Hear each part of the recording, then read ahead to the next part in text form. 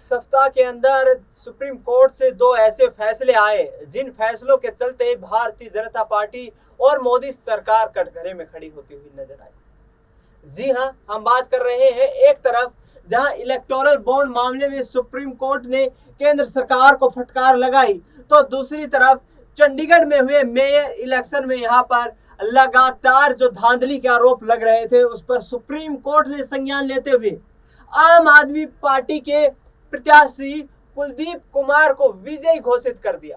जी हां, अनिल मसीह नामक presiding officer के द्वारा साफ तौर पर यह देखा गया कि चंडीगढ़ में मेयर चुनाव के दौरान यहां पर प्रिजाइडिंग ऑफिसर खुद अपने पेन से जो मतदान किया गया था उस मत पत्र पर यहां पर कुछ निशान लगाते हुए नजर आए। इसके बाद जमकर राजनीति होती है।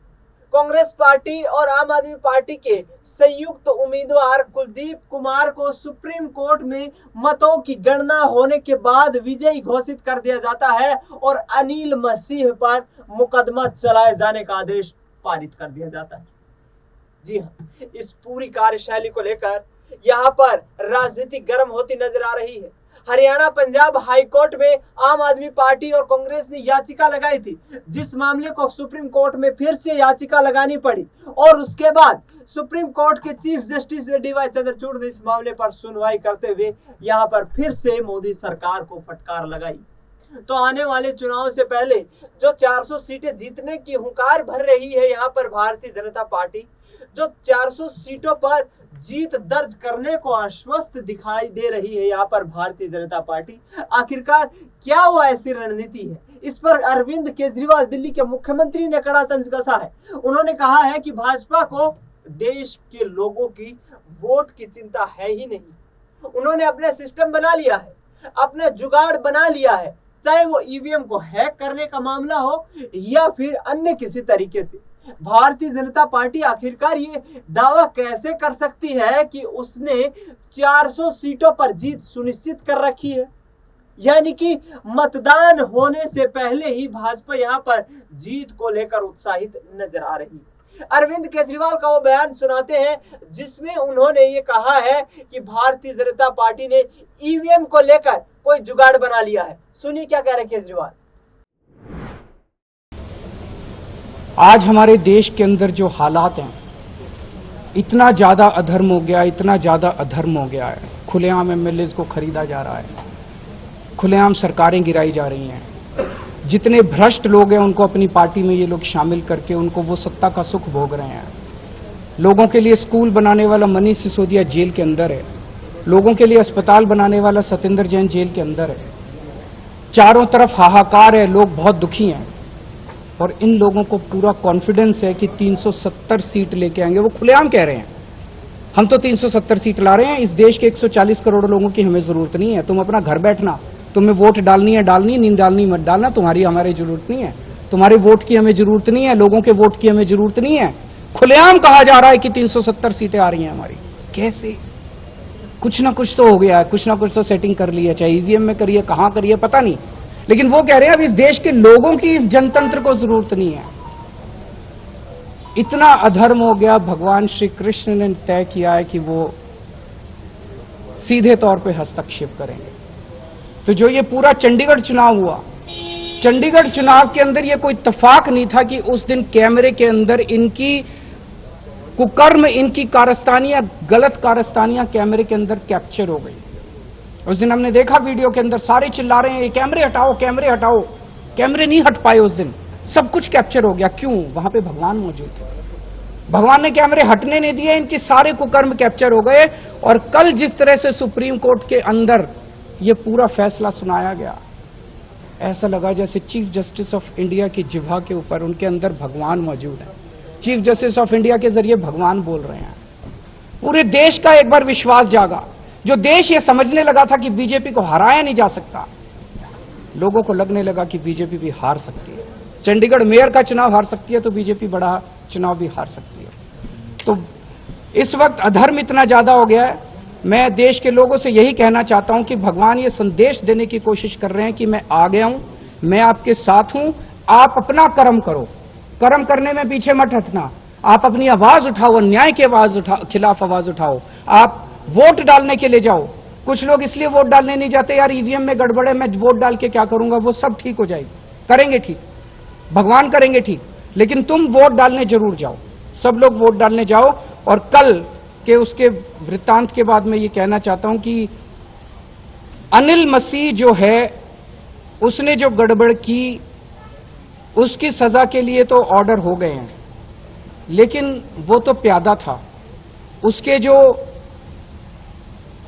मास्टरमाइंड हैं, उसके जो मालिक हैं, जिन्होंने आदेश दिया ये सारा जनतंत्र का चीर हरण करने का, जनतंत्र की ऐसी तैसी करने का, सजा उनको मिलनी चाहिए और उनके ऊपर देशद्रोह का मामला चलना चाहिए। जो व्यक्ति इस देश के जनतंत्र के खिलाफ के साथ खिलवाड़ करेगा वो देशद्रोह कर रहा है। अगर आपके एक दो क्वेश्चन है। सामने आ रहा है जिसमें आपके पार्षद को, हमारे पार्षदों को फोन आ रहे हैं, हमारे पार्षदों को सीधे से तो अभी भी फोन आ रहे हैं कि भाई कितने लोगे, कितने क्या करोगे, कैसे करोगे। सर किसान केंद्र सरकार लगातार बातचीत कर रही है, लेकिन किसान कह रहे हैं कि अभी तक सीधी सी है, किसान हमारे अन्नदाता हैं। किसान सबसे ज्यादा मेहनत करता है, पसीना बहाता है, रात दिन मेहनत करता है, सर्दियों के अंदर, गर्मियों के अंदर, बरसात के अंदर हमारे लिए अन्न उगाता है। उनकी जो भी, वो गरीब है, अमीर तो नहीं है ना किसान। ऐसा तो नहीं कि बड़े बड़े बंगले बना के बैठे हैं किसान। इन लोगों ने तो बड़े बड़े बंगले बना रखे हैं नेताओं ने। किसान की बात क्यों नहीं मानते? किसान की नाजायज, किसान की मांग क्या है? किसान कह रहा है मेरी फसल का मेरे को पूरा दाम मिलना चाहिए। मिलना चाहिए कि नहीं मिलना चाहिए? मिलना चाहिए। उसकी बात क्यों नहीं मानते? किसान को ये क्यों करना पड़ रहा है? तो आपने सुना, यहाँ पर अरविंद केजरीवाल ये कहते नजर आ रहे हैं कि भाजपा ने जीत को लेकर जो आश्वासन दे रखा है और जिस तरीके से वो निश्चिंत होकर इस बात की एक पुष्टि कर रहे हैं कि हम आगामी 2024 के लोकसभा चुनाव में 370 से 400 सीटें जीत दर्ज कर लेंगे। आखिरकार उन्होंने लोगों से बात की नहीं, मतदाताओं से, देश की जनता से बात की नहीं, और किस आधार पर यह दावा करते नजर आ रहे हैं कि भाजपा इस बार 400 सीट जीतेगी।